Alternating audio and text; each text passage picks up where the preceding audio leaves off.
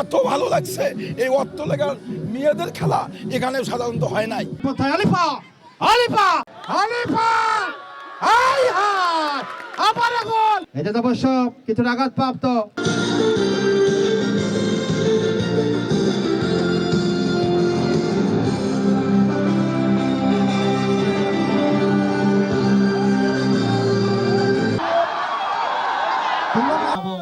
মানুষটির জন্য আজকে এখানে অংশগ্রহণ করেছেন আরাফাত রহমান ফুটবল একাডেমি সিলেট এবং বগুড়ার রক্সি ফুটবল একাডেমির অংশগ্রহণে আজকের এই ফুটবল টুর্নামেন্ট এখানে অনুষ্ঠিত হচ্ছে।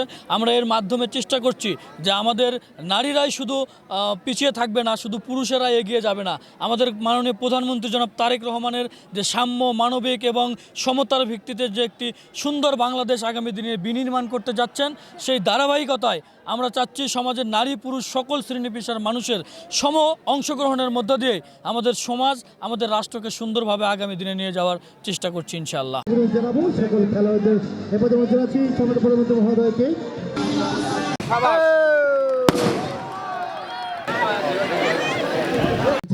রক্সি ফুটবল একাডেমি গাবতলী এমন অবস্থায় তাহলে পক্ষে পাপিয়া আজকে রক্সি ফুটবল একাডেমির এই গোলরক্ষক যথারীতি ভাইরাল বর্তমান সময় ফিরদৌসী সম্পাদক এম আর হাসান পলাশ ভাই আমাদের মাঝে উপস্থিত খেলাটি উপভোগ করছেন এবং সহ ধন্যবাদ জানাচ্ছি আজকের তার নিয়ন্ত্রণে আলিফা বিপজ্জনক সময় ঢোকার পথে আলিফা আলিফা চমৎকার একটা আয়োজন করতে সার্থক হয়েছে। মেম থেকে পাপিয়া রাখতে পারে না বিপদ সীমানা ঢোকার পথে এমন অবস্থায় আরেকবার আক্রমণ ভাগে মালা থেকে যাত্রায় এলাকার পথে পথে আলিফা আলিফা হাই হাই আবার গোল হাই হাই আলিফা ওহো ও কি করে ফেললেন এমন অবস্থায়। বিশেষ করে আজকের খেলার মান্যবর সম্মানিত প্রধানমন্ত্রী মহোদয় আমাদের মাঝে উপস্থিত খেলা আজকে খেলার উপভোগ করছেন বগুড়া জেলা ছাত্র দলের সম্মানিত সাধারণ সম্পাদক। এই দুই দলে মাঝখানে একটা লোক আছে, ওই লোক নাকি তাহলে আওয়াজ করতে হবে মামা। এটা তো অবশ্য কিছুটা আঘাতপ্রাপ্ত।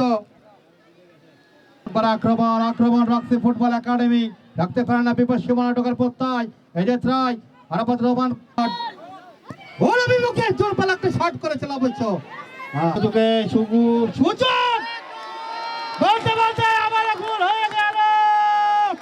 বলতে বলতে সেই মিম আবার গোলটি করে সমতাতে সক্ষম হয়েছেন। Dance upload dance dance dance dance হবে।